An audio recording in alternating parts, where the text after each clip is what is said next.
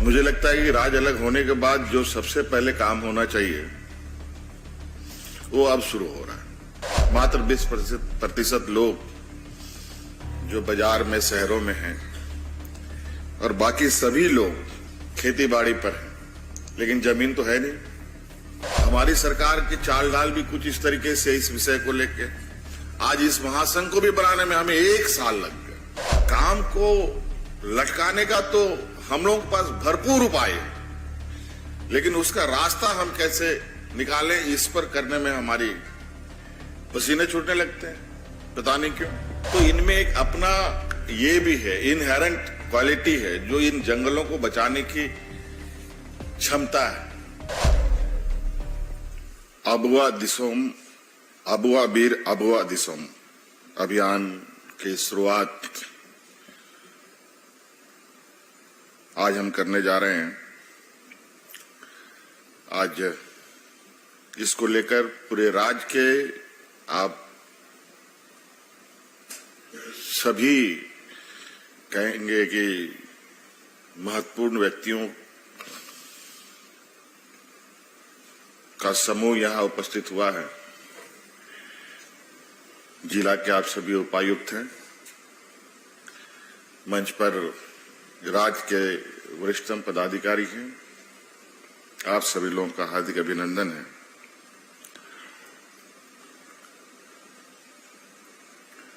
आज से आबुआ बीर आबुआ दिसोम कार्यक्रम का अभियान हम लोग शुरुआत करेंगे। इसके साथ साथ एक और कार्यक्रम है, आपकी योजना आपकी सरकार आपका द्वार भी। 2 ये अभियान स्टार्ट होंगे, लेकिन इसमें मुख्य रूप से आबुआ बीर आबुआ दिसोम। दिसोम का मतलब क्या होता है, जरा आप लोग सबको मालूम है? जरा बताइए तो दिसोम का मतलब क्या होता है? कितने लोग जानते हैं दिसोम का मतलब? 1-2 लोग। डीसी साहब लोग, कितने डीसी लोग जानते हैं? हैं? क्या होता है? देश। लेकिन और बीर का मतलब जंगल। थोड़े मोटा मोटे थोड़ी सी सन्नाटे में थोड़ी आवाज है।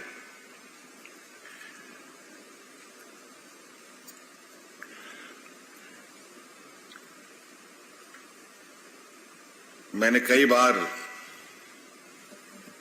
अपने पदाधिकारियों को कहा है कि ये राज्य थोड़ा सा और सब राज्यों से अलग इसकी संस्कृति है, शिष्टाचार है, सभ्यता है।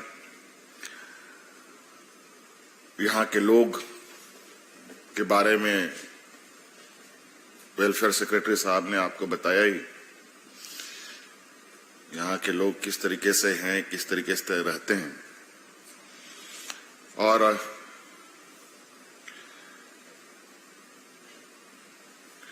मुझे लगता है कि राज्य अलग होने के बाद जो सबसे पहले काम होना चाहिए वो अब शुरू हो रहा है। 30% के लगभग वन क्षेत्र हमारा राज्य में, और जंगल झाड़ मिलाकर के कह लें तो लगभग 50%।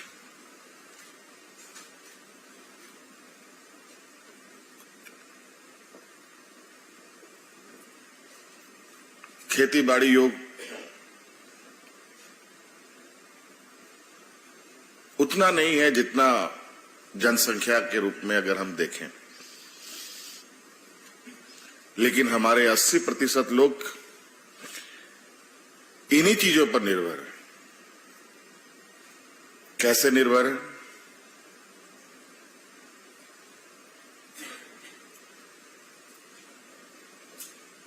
मात्र 20% लोग जो बाजार में शहरों में हैं और बाकी सभी लोग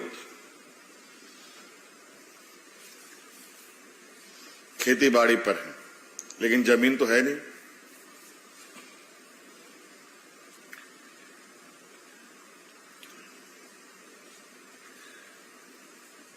वन अधिकार अधिनियम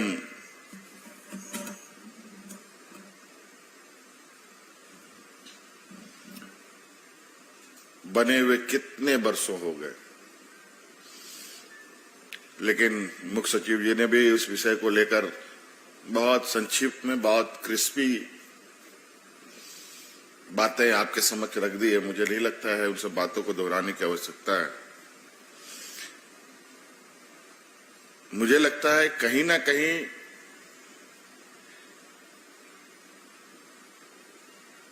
बीस वर्षों में या उससे पहले भी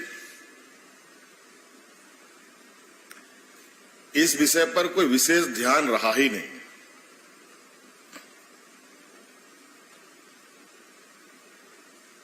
ये लगता है सरकारी कार्य की व्यवस्था में ये कूड़े के ढेर पे रखा हुआ ये एक्ट था, और शायद यही वजह है कि आज हम बहुत हुज्जतों के बाद वन अधिकार को एक मुहिम का शक्ल देकर हमें उतरना पड़ रहा है।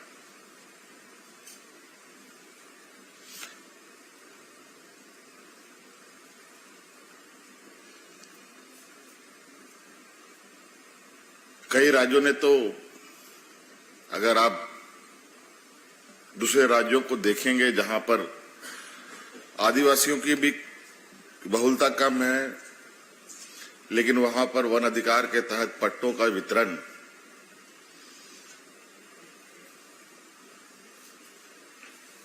इस तरीके से हुए हैं कि आज मंच पर या सभा में बोलने में भी थोड़ा अच्छा नहीं लगता है कि वो भी और वहां के भी ब्यूरोक्रेट्स, यहां भी हमारे ब्यूरोक्रेट्स, वहां भी आईएएस, आईपीएस, आईएफएस के लोग हैं, यहां भी हैं भरे पड़े। लेकिन ये काम करने में ये अंतर क्यों आता है?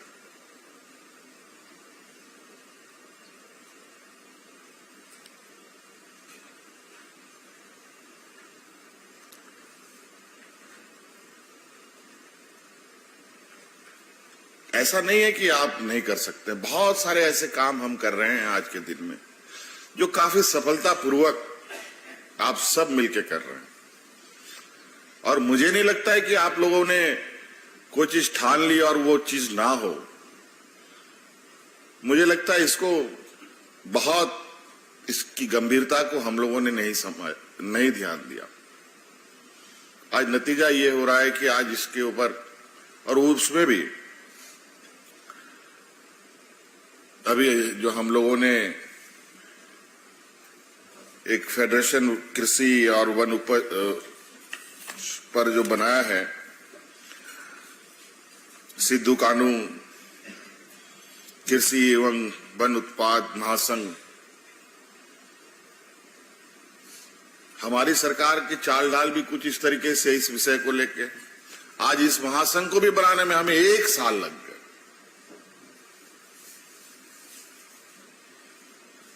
ये स्थिति है। चलिए, लग रहा है इस मुहिम को खड़ा होने में लगता है कि इसका हम लोगों ने, अगर हम लोग और थोड़ी दिनों तक ध्यान नहीं दिए होते तो शायद इस राज्य में फॉरेस्ट राइट एक्ट के विषय के बारे में चर्चा करना ही बेकार था, और न ही उस विषय पर हम लोगों को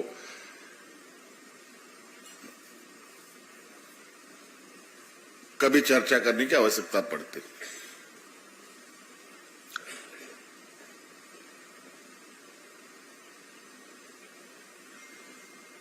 आज मैं बहुत ज्यादा नहीं कहना चाहूंगा और बहुत खरी खोटी भी सुना सकता हूं आज, क्योंकि जिस काम की जरूरत हमें पहले होनी चाहिए थी, करनी चाहिए थी, वो नहीं हो पाई। लेकिन इसी आशा विश्वास के साथ कि हमारे पदाधिकारी, मैंने पहले भी कहा कि आप में सक्षम है, आप कर सकते हैं और करते भी हैं, और ये हमारा विशेष फोकस इस योजना पर है। और आपको पता होना चाहिए और आपको आकलन भी करना चाहिए कि इस राज्य का भौगोलिक और इस राज्य के अंदर चल रहे विकास की गतिविधियां कितने एक दूसरे से परस्पर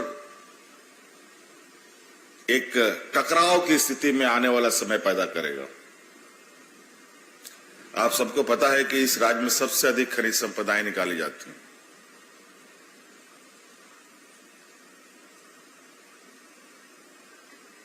जो वर्तमान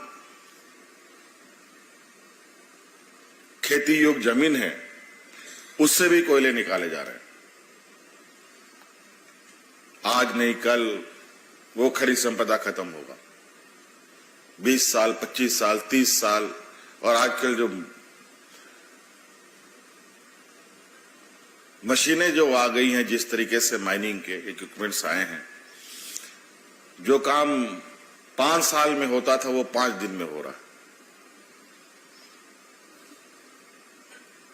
तो ये खनन कंपनियां इस राज्य को एक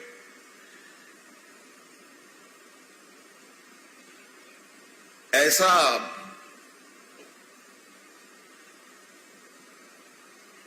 कबाड़ करके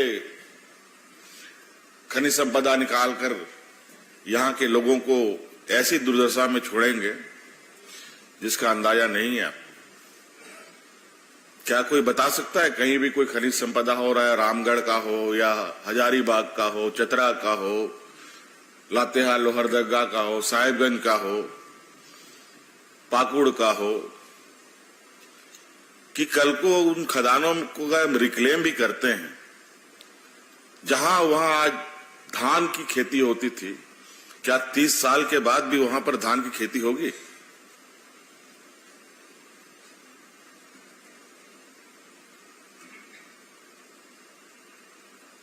तीस साल के बाद धान की खेती की तो बात छोड़िए, जो किसान आज विस्थापित हो रहा है वो किसान बचेगा कि नहीं बचेगा? 30 साल के बाद वो खेती करने लायक कोई रहेगा कि नहीं रहेगा? क्या उसका अगला जो आने वाला समय में हम उस जगह का उपयोग करेंगे? तो कहीं ना कहीं हमें, इसीलिए हम लोगों ने बिरसा हरित ग्राम योजना प्रारंभ किया है। रैयत की जमीनों में भी, गैर मौजूदा जमीनों में भी,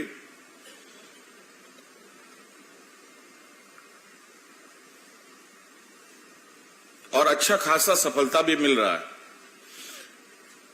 बहुत उसमें गति है ये भी हम नहीं कह सकते हैं, लेकिन रुका भी नहीं है।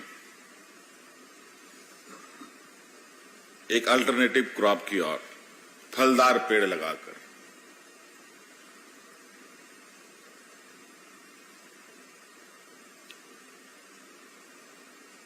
तो कई ऐसी चीजें हैं जो आपको अपने जिले के अंतर्गत हो रहे जो भी एक्टिविटीज है उसके अनुरूप वहां के लोगों को डाइवर्ट करना, वहां के लोगों को आच्छादित करना, उनको उस लायक बनाना, ये सभी डीसीज का काम है, सभी उपायुक्तों का ये जिम्मेवारी बनता है।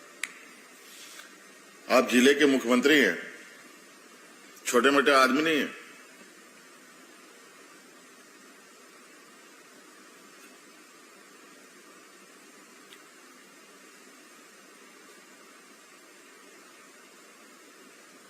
इसीलिए बिल्कुल इसका समय समय पर इसका रिव्यू भी बहुत तेजी से होगा और बहुत गहन रिव्यू की जाएंगी। इसलिए इस विषय को एकदम विशेष रूप से आपको ध्यान देते हुए काम करना है। आज लोग पर्यावरण की पर चर्चा कर रहे हैं। दिल्ली के हालत के बारे में सुन ही लिया आप लोगों ने। सारे स्कूल कॉलेज बंद हो गए ना। और आज जो समूह है यहाँ पर, जो समाज है, ये समाज का कोई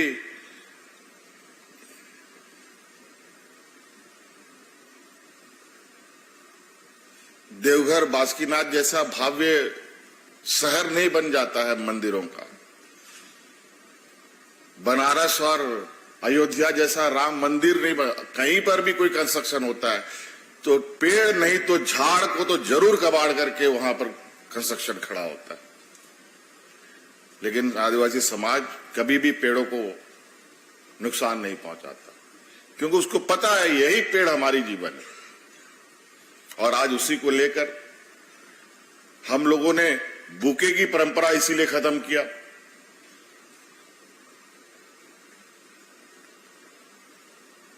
कि कम से कम जो पैसे बेवजह की चीजों पे खर्च हो, क्यों नहीं एक एक पेड़ लेकर के अपने अपने घरों पे लगाएं। अपने अपने जो भी पदाधिकारी हैं, आपको घर सभी डीसीस को बंगलोज मिले हुए हैं,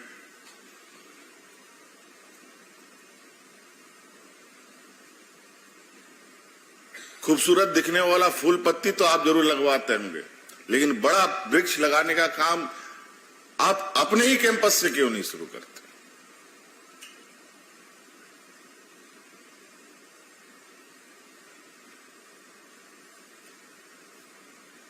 नहीं तो अगली बार से हम लोग इस योजना की ओर जाएंगे कि कोई पदाधिकारी वृक्ष लगाने के लिए तैयार नहीं है तो हम बंगलो क्यों दें?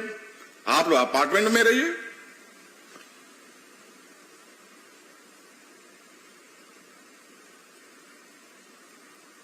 व्यक्तिगत जिम्मेवारी जब तक हम सुनिश्चित नहीं करेंगे और व्यक्तिगत अगले की नहीं, खुद की भी व्यक्तिगत जिम्मेवारी हम नहीं फिक्स करेंगे तो इस काम को आगे ले जाना बड़ा मुश्किल है।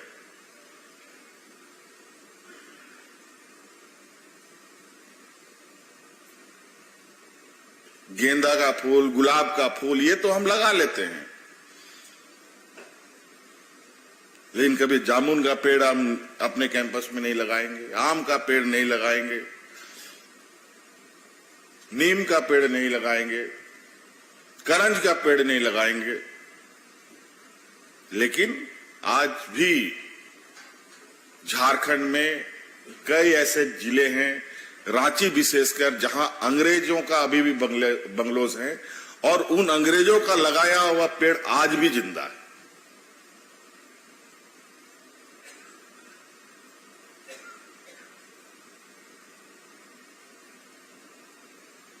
इसीलिए आप लोग थोड़ा प्रयास करें। जिला में भी हजारों हमारे पदाधिकारी हैं, बीडीओ है, सीओ है, डीसी है, डीडीसी है, एसपी है, डीएसपी है, थाना है, ब्लॉक है, सारा कुछ है। उन्हीं जगहों पर हम एक बार खुद ही आप अपने लिए बनपट्टा का एक व्यवस्था बनाइए कि हम इस जगह को ग्रीनरी करेंगे। तो ये बहुत जरूरी है आने वाले सभी मानव जीवन के लिए। ये कोई इससे नुकसान नहीं बल्कि राज्य का संरक्षण होगा, इस भौगोलिक क्षेत्र का सुरक्षा बना रहेगा। नहीं तो एक तरफ तो लगा हुआ है लोग इसको कब्र बनाने में, तो उस कब्र से हम बचने के लिए हमारी इतनी बड़ी व्यवस्था काम कर रही है। और अभी पट्टा देने का इसका हम जब तक इसको सैचुरेट नहीं करें और इस चैलेंज के साथ अगर हम आगे नहीं बढ़ेंगे तो आने वाला समय में क्या होगा?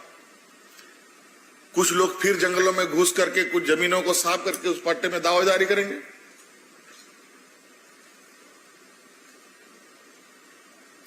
फिर आप उसके साथ कोर्ट कचहरी, एफआईआर, थाना, जेल करते रहिए।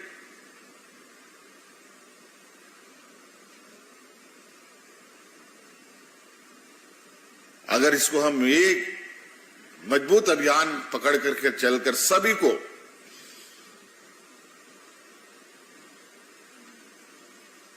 इस कार्यक्रम को पूरा कर लेते हैं तो आने वाला समय में जंगलों में जो लोग इंक्रोचर के रूप में जिनको आप देखते हैं वो इंक्रोच करने वाले लोग नहीं दिखेंगे।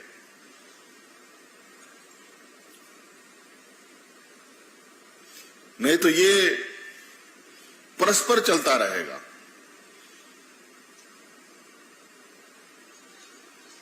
हम शहर में जूझ रहे हैं शहर को इंक्रोच करने वालों से,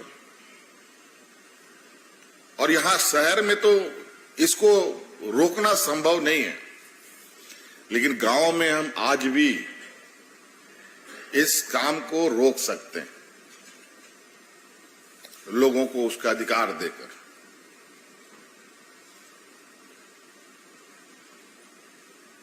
और अवेयरनेस की जहां तक की बात है, अवेयरनेस को लेकर के यहां के मुझे लगता है आदिवासियों को, वनवासियों की कमी नहीं है, कमी है हम लोगों की इच्छा शक्ति में, हमारी कार्यशैली में। काम को लटकाने का तो हम लोगों के पास भरपूर उपाय है, लेकिन उसका रास्ता हम कैसे निकालें इस पर करने में हमारी पसीने छूटने लगते हैं, पता नहीं क्यों। तो इसलिए आप सब लोग इस चुनौती को, सरकार का एक बहुत बड़ा एक मिशन और इम्पोर्टेंट, हम लोगों ने राशन बांट दिया, पेंशन बांट दिया, धोती साड़ी बांट दी, बहुत कुछ बांट दिया, लेकिन ये एक ऐसी चीजों को हम लोग खड़ा करना चाहते हैं कि आने वाले 5-6 सालों में, 10 सालों में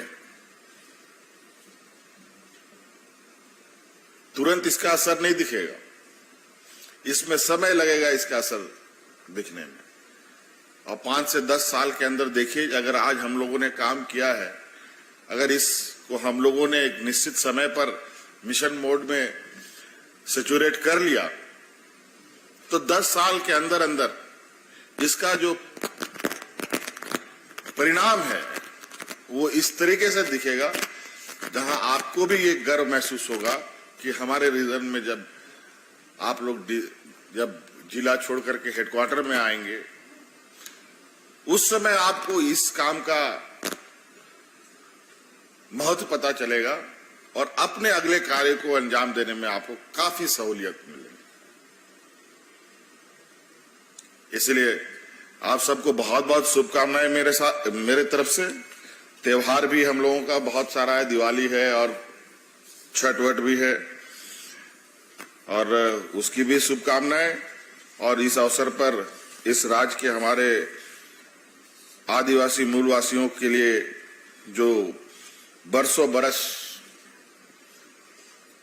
जिस चीज की मांग को लेकर के बेचारे भटकते रहे हैं, मुझे तो लगता है कई डीसीओ ने बहुत तरीके से बेवकूफी बनाया है।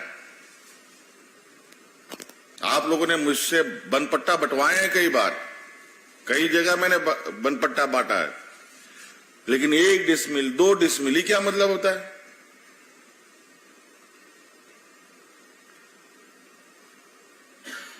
मैं नाम नहीं लेना चाहूंगा, लेकिन ये चीजें नहीं हो आने वाला समय में।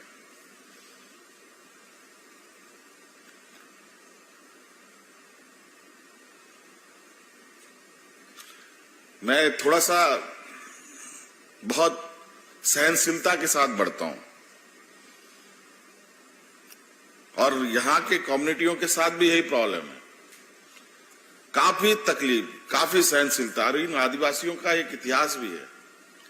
आप सबको थोड़ा सा आप लोग ध्यान दें तो अंग्रेजों ने आदिवासियों को कई राज्यों में अलग अलग जगहों पर अपने साथ माइग्रेट करके लेके गए थे। आसाम लेके गए, बंगाल लेके गए, बेंगलोर तक लोग गए हैं, अंडमान निकोबार तक गए हैं, और कौन कौन उधर छोटा मोटा टापू सब है ढेर सारा, उधर भी लोग को ले जाके रखा गया। क्यों? यही खेती बाड़ी करने के लिए। पेड़ पौधा लगाने के लिए, उन लोगों को कोई फैक्ट्री का मालिक बनाने के लिए नहीं, मजदूर के रूप में। और आज देखिए आप, हम लोग का जितना भी असम का हो, सिलीगुड़ी के क्षेत्र में चाय बागान हो, सब झारखंड के आदिवासी आपको मिलेंगे भरे पड़े। तो इनमें एक अपना ये भी है, इनहेरेंट क्वालिटी है, जो इन जंगलों को बचाने की क्षमता है। सब लोगों की बस की बात नहीं है जंगलों को बचाना, और खासकर तो फॉरेस्ट डिपार्टमेंट का। डीएफओ साहब, पीसीसीएफ साहब है यहां पर। मैं कुछ व्हाट्सएप मैंने तो देखा है तो मेरा तो रोंगटा खड़ा हो गया। लकड़ी चोरों का नहीं, लकड़ी डकैत उसको कह सकते हैं, चोर नहीं।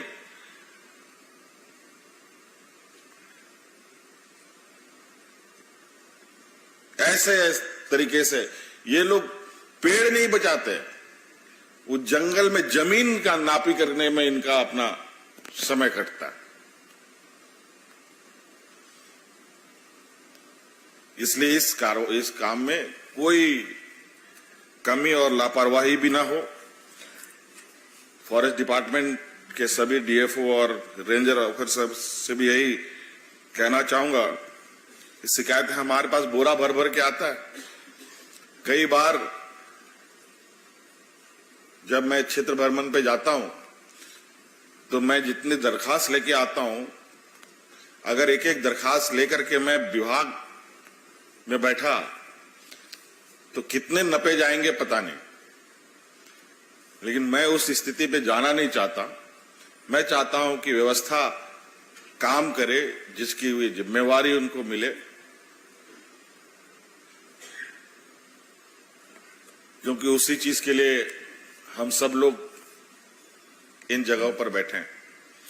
बहुत बहुत धन्यवाद। जोहार।